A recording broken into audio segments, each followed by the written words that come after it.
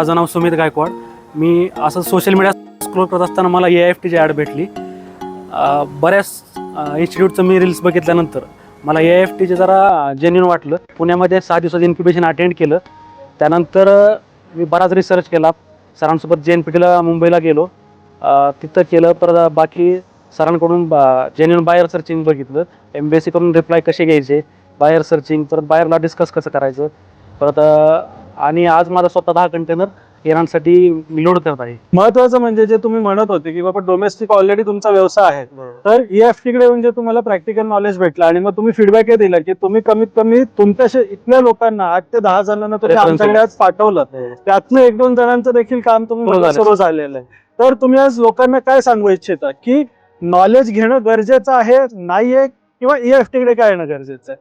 बाकीचे इन्स्टिट्यूट फक्त प्रॅक्टिकल देत नाहीत, फक्त लॅबमध्ये तुम्हाला ट्रेनिंग देतील. पण मध्ये बरंचसं ट्रेनिंग राहतं. बरोबर आहे. पण AIFTचं प्रॅक्टिकल खूप आहे आणि स्वतः एक्सपोर्ट करते, त्यामुळं ग्रुप शिपमेंटला, इंडिव्हिज्युअल शिपमेंटला प्रॉपर सपोर्ट राहतो.